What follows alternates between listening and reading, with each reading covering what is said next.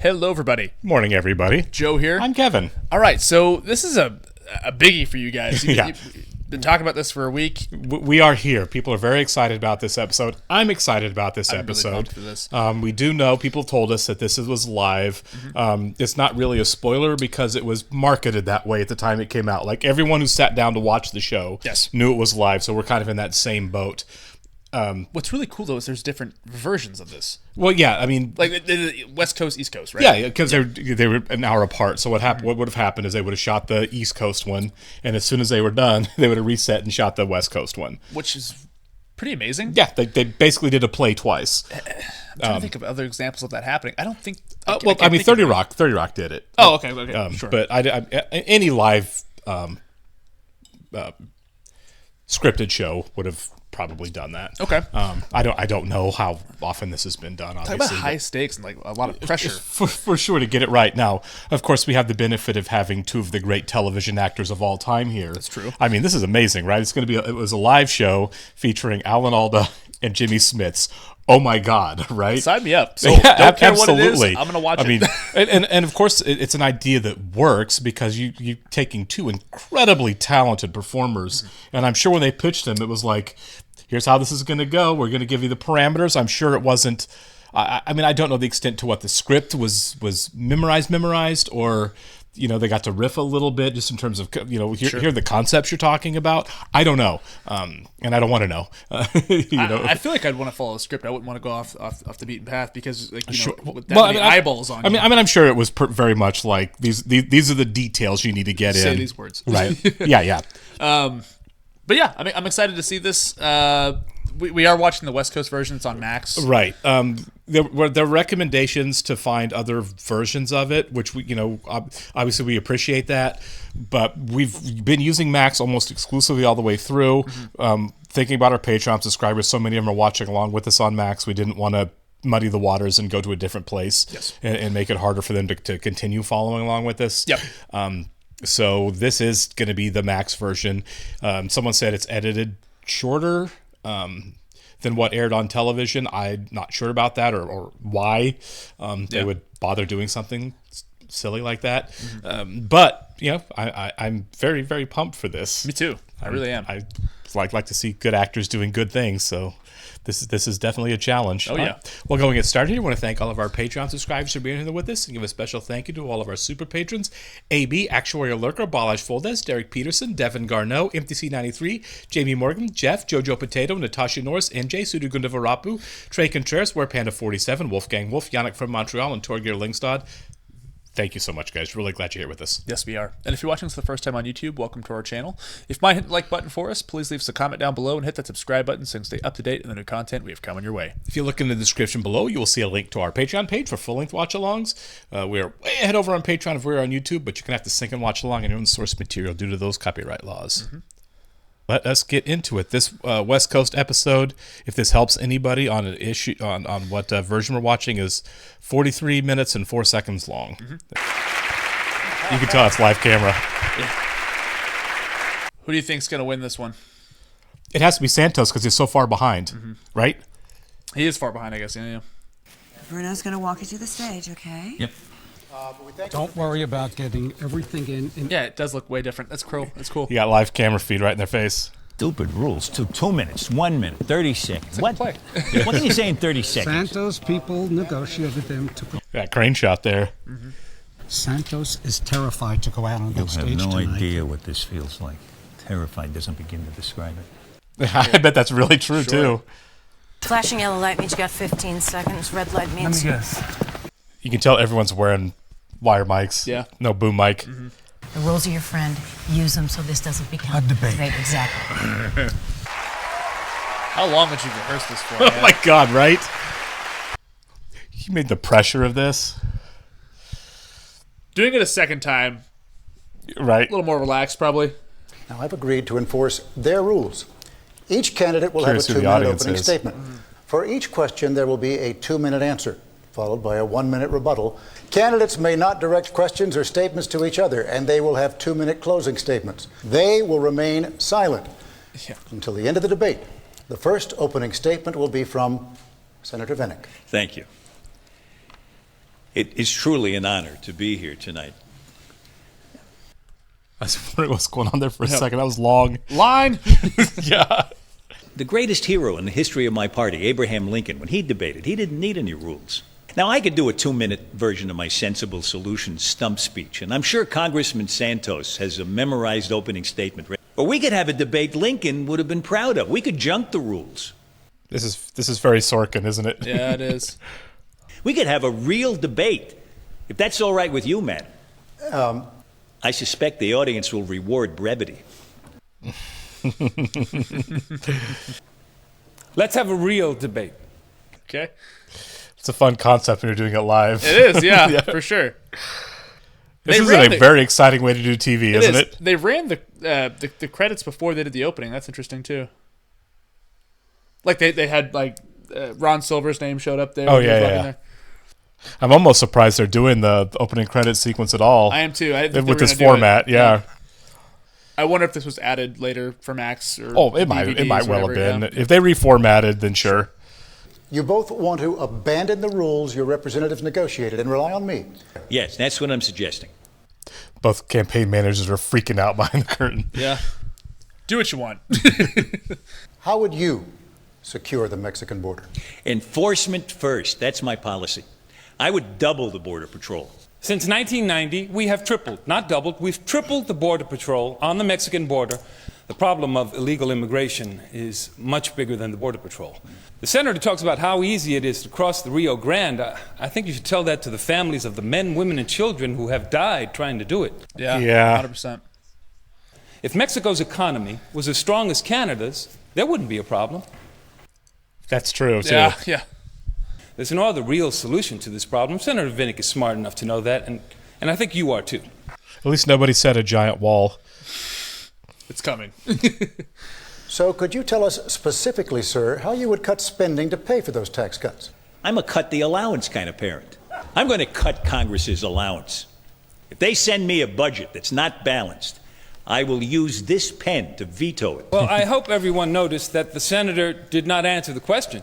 See, we have a proven record on Republican tax cuts. First, they cut taxes, and then they never get around to cutting spending, so they run up huge deficits. That's still true. Mm-hmm.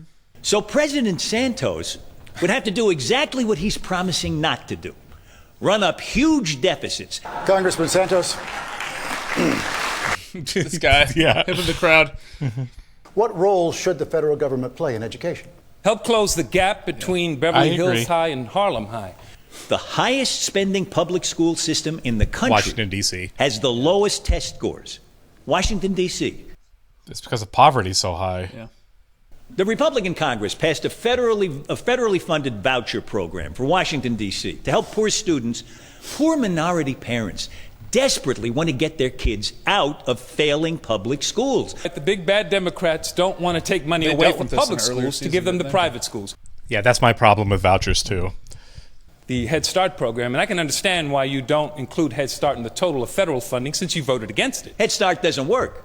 Head Start graduates do no better academically than their equally poor classmates who didn't attend Head Start. Head Start does raise scores in the early years, and then we let them slip. Yeah, I believe that's true. Sure. I think that American students can be #1 in the world in math and science achievement in 10 years. That's a lie. You're a liar! Please remain silent for the remainder of the debate. We've managed to maintain a civil tone throughout this discussion, and unless we can continue to do that. Yeah, he did say call him a liar. It's a lie that every president, Democrat and Republican, has been telling for 20 years. First of all, let's stop pretending that everyone can or should go to college. There are plumbers in some parts of the country who make a better living than dentists. I see what he's saying. I do, and he's right at the end, but do you tell kids, don't worry, you don't have to work that hard because you're going to be a plumber in 10 years? Exactly. And if a kid does well in one of those foreign high schools, guess where he or she wants to go to college? We're going to have to admit that not everyone can go to MIT. But most of the kids who do go to MIT come from American public schools. That's great until you get into execution of it. For sure. 100%. You know? 100%.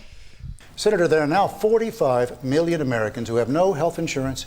What can the government do to make health care affordable for them? Make it tax deductible. You really think tax cuts are the answer for If everything? it's deductible, No, well, then, It's too expensive. Yeah. then a $10,000 policy would cost $9,000. Exactly. Now, does that sound like something that a mother of three making $30,000 a year can afford? It won't cover the 45 million. It will be a all of the very 45 large million. first step towards A universal first health step. coverage. That's what the ACA did. It covered a lot of people. Do you really think that the Congress is going to let you do all that and not even cover We half did the it. problem? To tell you the truth, I'm not crazy about my health care plan either. Just delete the words over 65 from the Medicare statute. I agree with that, too. You want to put everyone in the country on Medicare? Why not? You want to start on the whole socialized medicine rap Well, now? yeah. No, sir. No, No, sir. your microphone. Yeah. There you go. Oh, nice. I like that bit of direction there. Private health insurance companies, they spend about 25% of your money on administrative costs. Do you know how much Medicare spends on administrative costs? Almost nothing. 35%. 40%. God, no. 40%. Anyone want to go higher? No. It's way more efficient. 2%. That's 2%. Medicare's administrative costs are 2%. That's 23% lower. The best kept secret in this country is that Medicare is the most efficient healthcare system in the world. See what happens when the HMOs have to compete with an efficient system. Nice. You have another one. Now you get the microphone. Yeah. You gentlemen aren't going to go out in the audience, are you? That's good. Medicare is good enough for the senator, but it's not good enough for us. We could have a much cheaper, much more efficient healthcare system. So do you favor re-importing American drugs from Canada where they are much cheaper? You know why Canadian drugs are cheaper? Because the government controls the price. Now, you know how many life-saving drugs are invented in Canada? None. Not long ago. If you were HIV positive in this country, you were marked for death. That's very true. In the 1970s, the most common cause of surgery was for ulcers. So are prescription drugs expensive? Yes. Do they save us from getting hit with much more expensive hospital bills? Yes. American pharmaceutical companies save us money and they save lives. Is it fair that AIDS victims have been dying in Africa for years because drug companies have been protecting their profit? Yeah, we saw that early in the show. Yeah. We have to provide full-scale debt relief for those countries so that they can concentrate on building up their basic infrastructure. We should forgive the debts, but that's not going to help those countries very much. What will? Tax cuts. And it's tax cuts is his answer on everything. Yeah. Yeah. Yeah. Some African tax rates are the highest in the world. Those high tax rates make it impossible to build capital in those countries. And yet a company like Nike, for instance, can't put a factory in one of those countries because of the oppressive tax rates. I wonder if these tax numbers are still true. Yeah, it's worth a Google. Yeah. Here's the worst part. You know why those countries have such high tax rates? Because of us.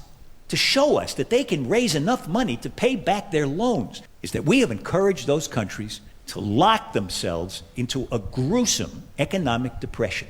People will live lifetimes of unemployment, and our charity will never be enough. Never. That was a really good speech right there, That's actually. fantastic. That was really Arnie Vinnick for the win there. He's kind of dominating. Yeah. Of jobs right here at home. So what will you do to increase job security? Which provides job retraining to those workers who have lost their jobs to foreign trade. And I think it'll keep us on track to create 1 million jobs by the end of my first term of presidency. How many jobs would you create in your first term, Senator? None. That's not his final answer, though. Come on. You know, I know I'm supposed to tell you that my tax cuts will stimulate the economy and therefore create jobs. Business creates jobs. The president's job is to get out of the way. Do you want a president who will get out of the way when airline executives are putting their companies up to bankruptcy so that they can avoid pension responsibilities? An unthinking liberal will describe the airline bankruptcies as the evil capitalists. You're not an unthinking liberal, are you? Oh, my God.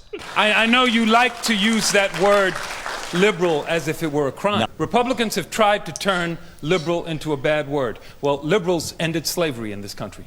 A Republican president ended slavery. Yes, a liberal Republican. Yeah, the Republican Party was the liberal party at the time. They got run out of your party Liberals got women the right to vote. Liberals ended segregation. Liberals passed the Civil Rights Act. What did conservatives do? They opposed every one of those programs. So when you try to hurl that word liberal at my feet, because I will pick up that label and I will wear it as a badge of honor. That was a good speech. That was great. That was good. That's a good answer. The gloves are coming off. Yeah. Let me try gun control. Do we need more of it? No, the Constitution gives us the right to bear arms. Congressman Santos. I think we should forget about more gun control. What we need is bullet control. Buying bullets shouldn't be easier than buying a plane ticket. An ID record of every purchase of handgun ammo in the 21st century. That was quick. Yeah.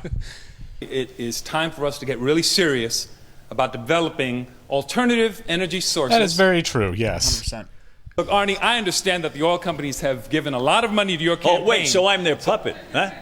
Is that what you're saying? It's getting heated. Senator. Right now. He raised it. I think I have a right to respond. Now, some of my contributors work for oil companies. They want you to think you can't be a good American if you work for an oil company. I've got relatives working all over the oil fields of Texas. Your positions on spending, they're exactly what the public employee unions want to hear, and that's why they've poured money into your campaign. Who's throwing cheap accusations Well, around? Gentlemen, I'm going to have to stop it. Yeah, this is spiraled. Shut it down, yeah. So why not agree to drill in Alaska's Arctic National Wildlife Refuge? Because we cannot drill our way to energy independence. That ecosystem is much more valuable than the oil that's underneath it. A year's worth of oil, that sounds like a lot to me. They've really got these guys in their ideological positions well. Yeah. Isn't the Grand Canyon we're talking about here? If they discovered big oil reserves at the Grand Canyon, I would never let them drill there because that's our most magnificent natural monument. Oh, he's saying no one goes there anyway, so who cares? Yeah, and that's a Alaska's crap argument. It really is. I hate that. The Democrats are saying we can't put oil wells in a place so remote that only animals will see them.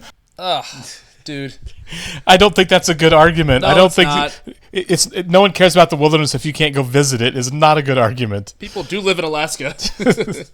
Would you support, for instance, building more nuclear power plants in order to reduce our dependence on foreign energy sources?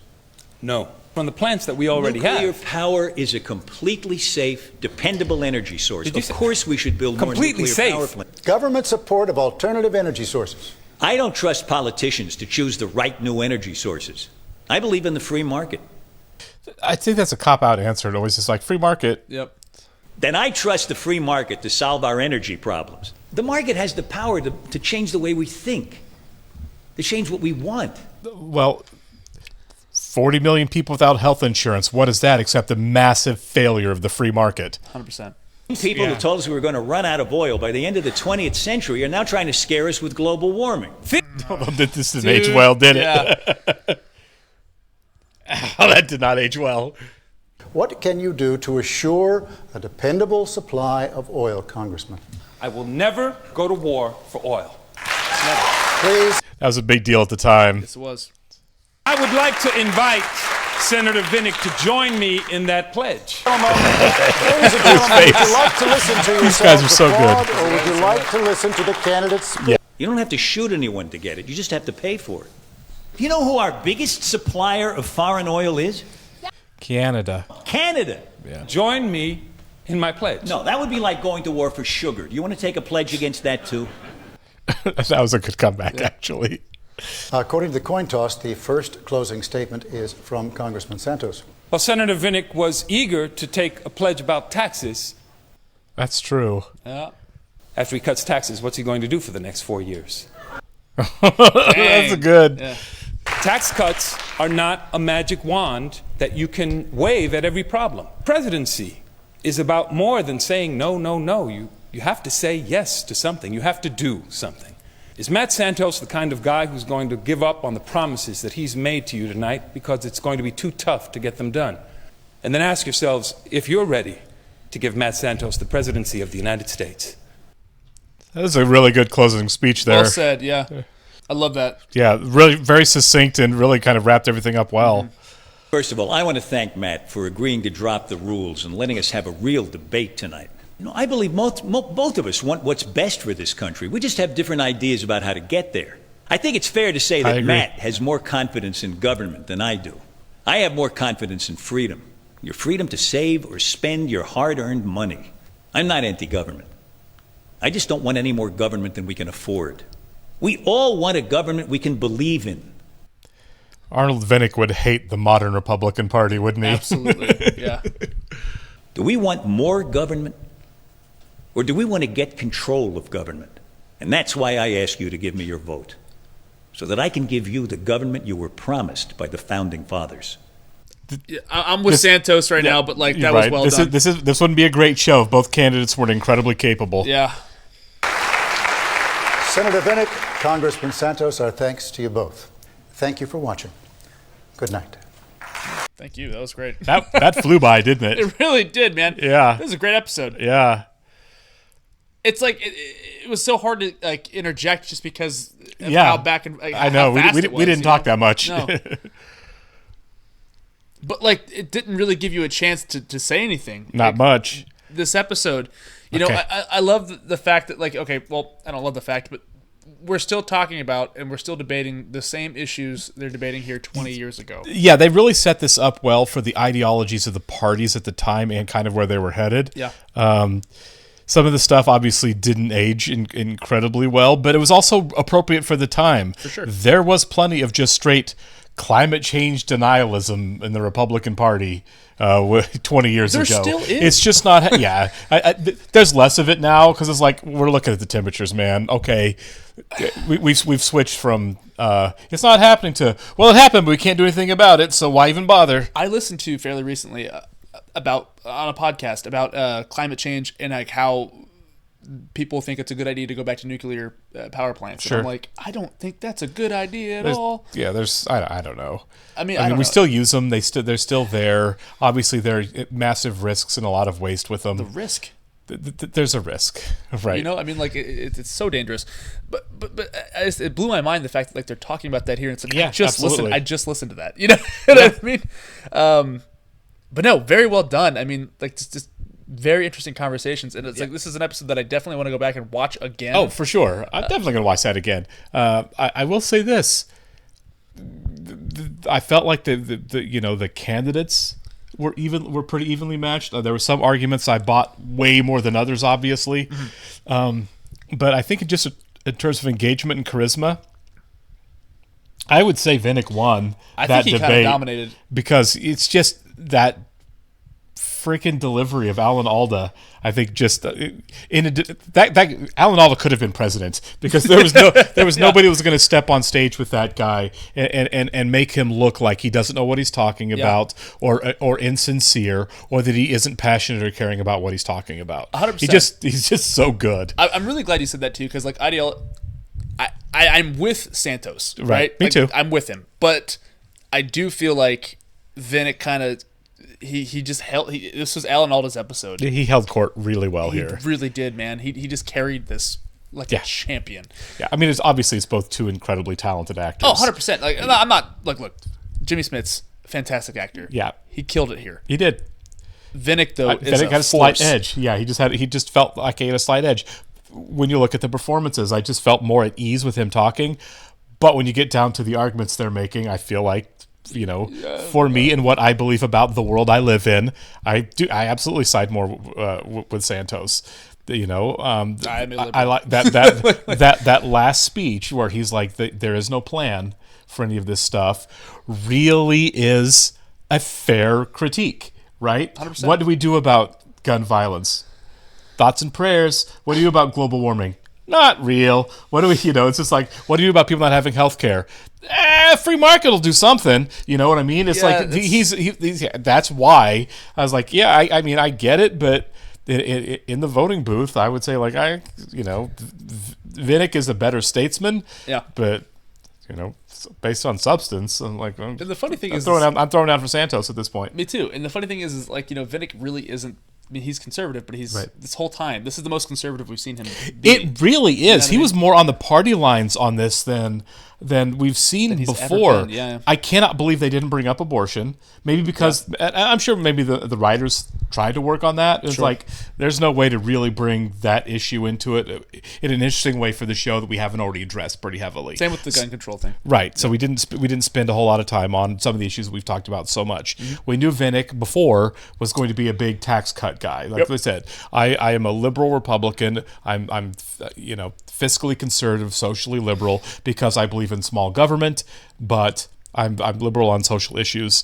We saw him be a lot more conservative on a lot of those issues than we kind of had in the past. Yeah. Which, really kind of draws the lines more than we've seen between the two characters. For sure.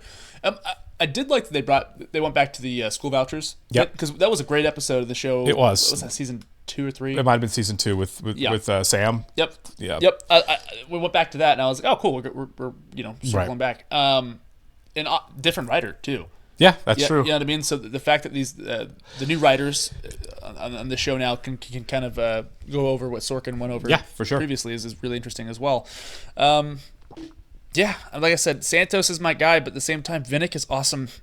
He's really good. This is a situation where America would it would be really nice to have two competent people who are the two candidates for president. It's the hope. So right, so like you can have your election, you can be upset, and you can say like at least the person that won, even though it wasn't my person, isn't an idiot. Isn't an idiot that knows what they're doing and will competently lead the country, even if I don't agree with everything they're going to do. 4 years later, we'll try again. Everything will be fine for these 4 years. Yeah. Okay. And that's not the world we live in. It's not. In terms of the West Wing, do you think this brings Santos up? I don't know. I know. Right? I expected a little bit more of a dominant performance because of the 9-point gap. Me too. There were a couple of things that happened in there where I would be like me personally, I'm more in favor of Santos now than I was before the episode. Sure. Because there were a couple of things, and I think he was absolutely nailed it to kind of point out that there's other than tax cuts, Vinnick doesn't really have a plan for anything. Yeah. Or at least not much of anything. Just cut taxes across the board and then see what happens. I think that's a very fair criticism. Mm-hmm. So I think that would resonate with people because it resonated with me, and I'm people. Yeah, same.